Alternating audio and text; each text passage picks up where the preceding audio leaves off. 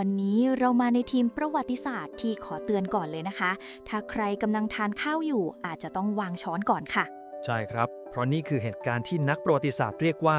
หนึ่งในโศกนาฏกรรมที่น่าอับอายที่สุด และพูดกันตรงๆคือ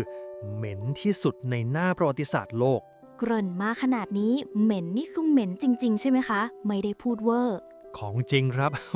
ไม่ใช่คำเปรียบเทียบแม้แต่นิดเดียว ลองจินตนาการตามนะครับ การประชุมผู้นำระดับโลกแบบ G20 ในยุคกลาง มีกษัตริย์ ขุนนาง นายพล ใส่ชุดเต็มยศมารวมตัวกันเพื่อเจรจาสันติภาพในห้องหรูหรา ฟังดูแพง ดูขลัง ดูยิ่งใหญ่มากเลยค่ะ แต่จุดจบของการประชุมนี้ไม่ได้อยู่ที่การเซ็นสนธิสัญญา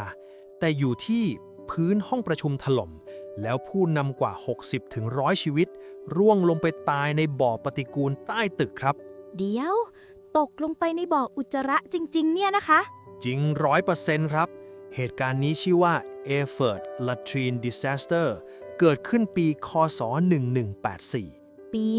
1184 นี่คือยุคไหนคะเนี่ย ยุคกลางครับ อยู่ในจักรวรรดิโรมันอันศักดิ์สิทธิ์ ยุคที่อำนาจไม่ได้รวมศูนย์ ขุนนางแต่ละเมืองคือเจ้าพ่อ มีทหาร มีที่ดินของตัวเอง ใครพวกเยอะคนนั้นเสียงดัง ใช่ครับ และต้นเรื่องทั้งหมดมาจากความขัดแย้งระหว่างแลนด์เกรฟหลุยส์ที่ 3 แห่งทูรินเจีย กับอาร์คบิชอปคอนแรดแห่งไมซ์ ฟังดูเหมือนเจ้าพ่อท้องถิ่นปะทะเจ้าคุณปู่เลยนะคะ ประมาณนั้นเลยครับ แต่เป็นเจ้าคุณปู่ที่มีกองทัพ จักรพรรดิติดศึกเลยส่งลูกชายวัย 19 ปีคิงเฮนรี่ที่ 6 มาไกล่เกลี่ย พระองค์จึงเรียกประชุมสภาหลวง หรือฮอฟทากที่โบสถ์เซนต์ปีเตอร์เมืองเออร์เฟิร์ต โบสถ์ฟังดูศักดิ์สิทธิ์และปลอดภัยมากเลยนะคะ ภายนอกใช่ครับ แต่กับดักซ่อนอยู่ใต้พื้น ห้องประชุมอยู่ชั้น 2 วันนั้นมีคนแน่น100 กว่าคน และทุกคนใส่ชุดเกราะ ดาบเครื่องประดับหนัก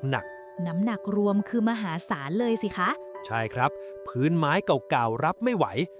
จู่ๆ ก็มีเสียงแครก พื้นชั้น 2 พังลง กระแทกชั้น 1 แล้วทั้ง2 ชั้น พังตามกันลงไป โอ้โห และทั้งหมดร่วงดิ่งลงไปสู่บ่อปฏิกูลใต้ดิน บ่อของเสียที่หมักหมมมาหลาย10 ปี จากผู้ทรงเกียรติลงไปกองรวมกันในวินาทีเดียว บันทึกระบุว่ามีผู้เสียชีวิตราว 60-100 คน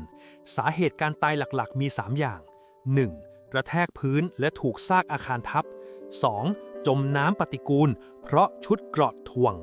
3. ขาดอากาศจากแก๊สพิษ มีเทน ไฮโดรเจนซัลไฟด์ที่พวยพุ่งขึ้นมา เป็นการตายที่ทั้งทรมานและประชดชะตาชีวิตมากค่ะ และมีเรื่องตลกร้ายที่ถูกบันทึกไว้เกี่ยวกับขุนนางคนหนึ่งชื่อว่าเฮนริก วอน ชวาร์สเบิร์ก เขาเป็นหนึ่งในผู้เสียชีวิตใช่ไหมคะ ใช่ครับ และเขามักพูดติดปากว่า ถ้าข้าทำผิด ขอให้ข้าจมส้วมตายเถอะ อย่าบอกนะว่า ครับ เขาเสียชีวิตในบ่อวันนั้นจริงครับ เหมือนโชคชะตาฟังอยู่ แล้วตอบกลับตรงตัว แล้วคิงเฮนรี่ที่ 6 ล่ะคะ นี่คือจุดพีคครับ พระองค์รอด เพราะนั่งอยู่ในซุ้มหน้าต่างหิน โครงสร้างแยกจากพื้นไม้ พื้นไม้พัง แต่พื้นหินยังอยู่ ใช่ครับ ภาพที่บันทึกไว้คือ กษัตริย์ชัยวัย 19 ปี ต้องเกาะลูกกรงมองลงไปเห็นขุนนางของตัวเองกำลังจมอยู่ข้างล่าง อารมณ์แบบรอดมาได้วุดวิด ถ้าวันนั้นเฮนรี่ที่ 6 ตาย ยุโรปอาจเปลี่ยนทั้งแผง จะไม่มีการจับริชาร์ดใจสิงห์จะไม่มีจักรวรรดิซิซิลี แต่ทุกอย่างแขวนอยู่กับซุ้มหน้าต่างหินเล็กๆ จุดเดียว